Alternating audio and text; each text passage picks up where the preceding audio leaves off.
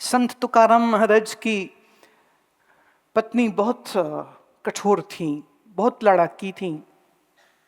कहते एक बार वो अपने खेत में, गन्ने के खेत में रखवाली के लिए गए। अब वहां बैठे बैठे बादल आसमान में देखे, हवा मीठी मीठी चली, तो उस हवा मीठी के चलते ही इस हवा के चलाने वाले और इन बादलों के बनाने वाले की स्मृति हो आई चित्त में। भगवान की प्रीति जाग गई और वो प्रीति पूर्वक कीर्तन करने लग गए। कीर्तन करते करते करते करते इतना वो आनंद में खो गए कि कब आवारा भैंसों का एक झुंड आया उनके खेत में, सारा खेत बर्बाद हो गया, सारे गन्ने खराब हो गए, बिल्कुल सपाट हो गया, सब गन्ने खत्म, किसी काम के न रहे।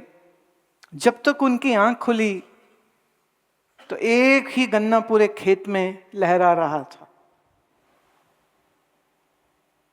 तो वो हंसते हैं, कहते भगवान नाम से माया खत्म होती है प्रभु, ये तो सुना था, भगवान नाम करने से खेत भी खत्म होता है, ये तो आज ही देख रहा हूं।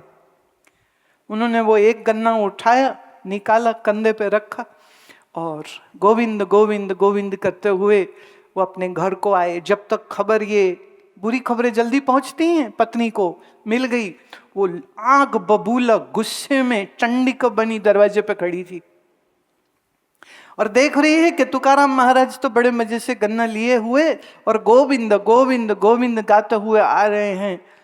और वो आके कहते हैं कि देखो भाग्यवान, मैं तुम्हारे लिए क्या लाया हूं, गन्ना।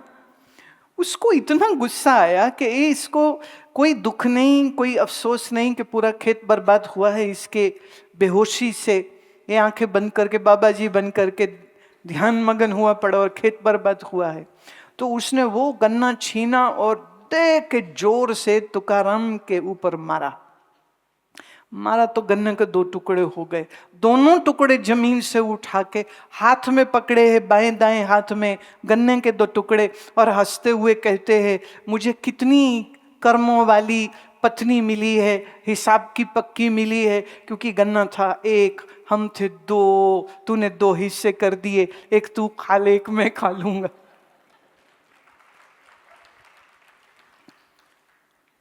आप कह सकते हो कि ये तो मूर्खता है, आप कह सकते हो कि ये तो तुकाराम जी की बेसमझी है कि उन्होंने अपना खेत बर्बाद कर लिया, लेकिन तुकाराम की दृष्टि से देखिए तो उन्होंने जो ब्रह्मानंद की अनुभूति पाई है, उसके सामने उस खेत की तो क्या ही बिसात है।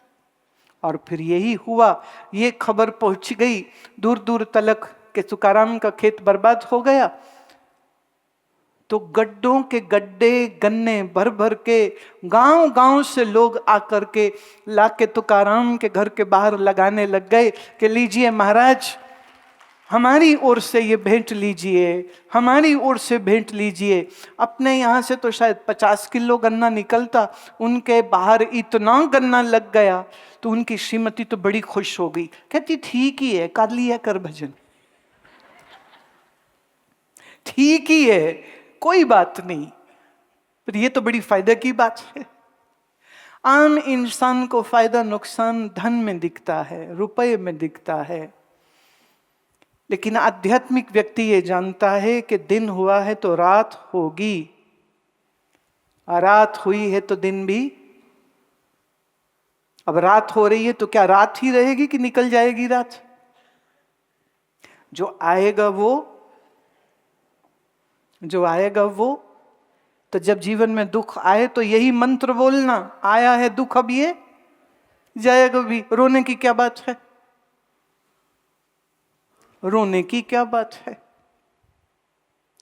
और मैं तुम्हें सावधान कर रही हूं, जब तुम्हारे जीवन में सुख आए तब भी ये मंत्र बोलना, सुख आया है तो। मुश्किल ये है जब दुख आता है तो हम कहते जल्दी जाए जल्दी जाए, जब सुख आता है तो हम कहते ये बना रहे, ये कभी ना जाए। पर सच ये है, यह कोई भी चीज हमेशा के लिए रहने वाली है नहीं। न दिन हमेशा, न रात हमेशा, न सर्दी हमेशा, न गर्मी हमेशा। ऐसे ही आपके जीवन में न दुख हमेशा, न सुख हमेशा, न स्वास्थ्य हमेशा, न बीमारी हमेशा, न बीमारी हमेशा। बीमारी आने पर लोग बहुत तकलीफ महसूस करते हैं, क्योंकि वो कहते हैं शरीर मेरा है, मेरा है, मेरा है। तेरा नहीं है प्यारे, ये उसी का है। तेरा देह तेरा है ही नहीं। तेरे देह के जरिए तू जी सकता है, तू जीवन की यात्रा कर सकता है, तू जीवन के अनुभव ले सकता है, पर इस शरीर का मालिक नहीं तू हो सकता है।